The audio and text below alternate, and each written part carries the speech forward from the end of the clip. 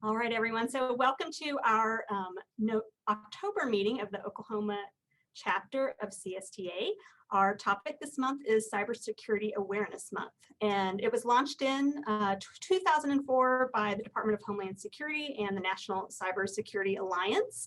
And the 2021 theme this year is Do Your Part, Be Cyber Smart. So there's a link there you can navigate to kind of find out the activities that they have for the month. But first week is Be Cyber Smart, then Fight the Fish, Explore, Experience, Share, and then Cybersecurity First. And we've also created a chapter resources list that you can click on. Please share, we're all better together than we are apart. So if you've got some awesome thing that you use in your classroom, please put that down. I know it's already got some professional development opportunities, some competitions, curriculum, different things like that. So we thought we'd crowdsource that list out. And now I would like to introduce Pamela Smith from Jenks Public Schools. As she mentioned, she's a high school computer science teacher. Do you want me to do the slides for you to click through them, Pam? Yes, if you could. Okay. Great. Hello. Okay, so what I was going to do is I was just going to kind of go over one of my lessons. So I use code.org for my curriculum for computer science principles. It's an AP course. And I use their curriculum. I add, my own stuff, but what they have is really good stuff. And so I'm going to share one of the lessons with you. And to start it all off, I start with a warm-up.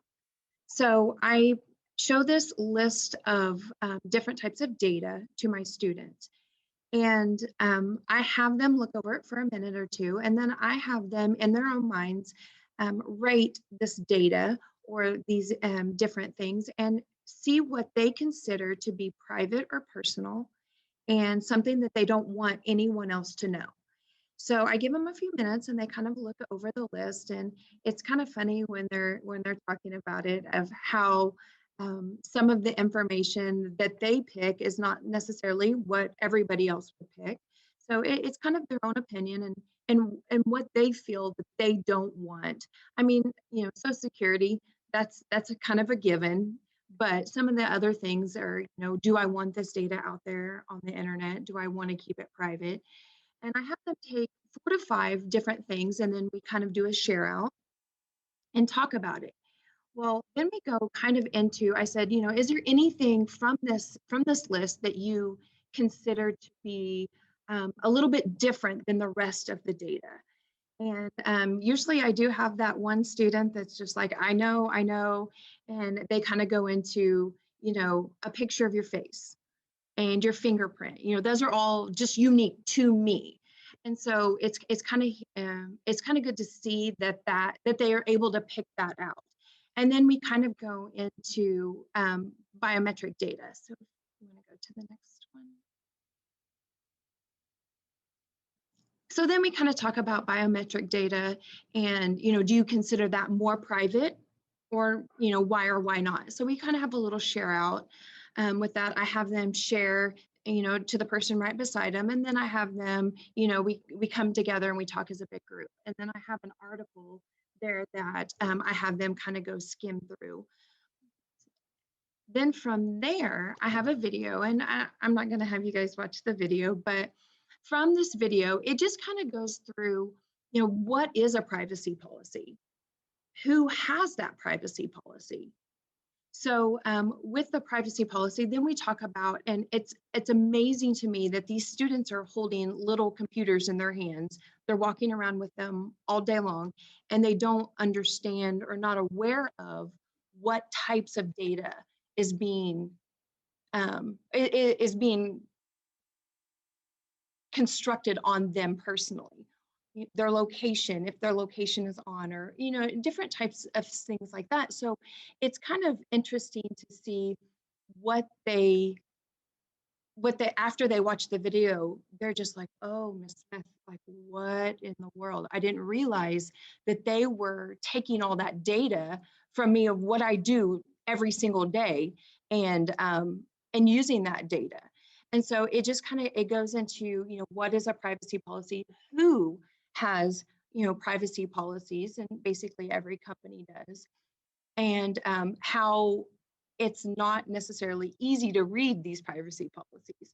So then it goes kind of into the video kind of goes into what key terms that you can look at for being able to see what the privacy policy is all about.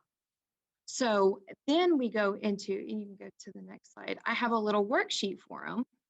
And in that worksheet, I have them pick one website. From that website, they're going to go look at that website's privacy policy. And I have them answer the question of, they have to search through the privacy policy, what kinds of data are being collected, how much data are they, of that data of what they're collecting from you, what did they use it for? And then also, what does the company share that data with people, or do they keep it to themselves? And then also, can you access or modify the data that they are collecting on you? So it kind of goes through and makes them realize that everything, the data that you can take some of these apps and you can restrict it to just the data that you're okay with them collecting on you. Then from that worksheet, we go into just kind of our key takeaways. So personal identifiable information, that's one of our key terms that we talk about. And then I kind of just have them read and discuss kind of our takeaways that they take from that, from what we've talked about for the day.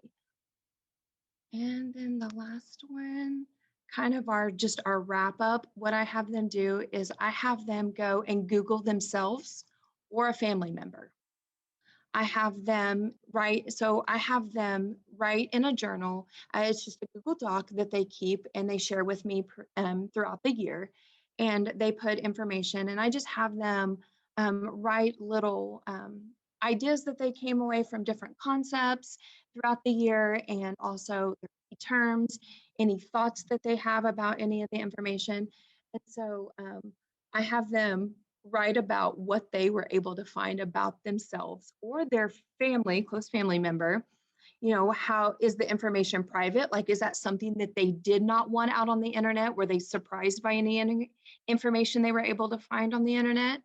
And then how comfortable they were with all that information that they found on the internet about themselves or a family member. So that's kind of what we do to wrap up. And then I let the students share out with what they found, and if they're comfortable with it, and what they were able to realize. And honestly, it's amazing to me that a lot of the students don't realize the amount of information that's being collected on them and all those fun little apps that they have on their phones that they carry around every single day. So, and that's about it for that lesson.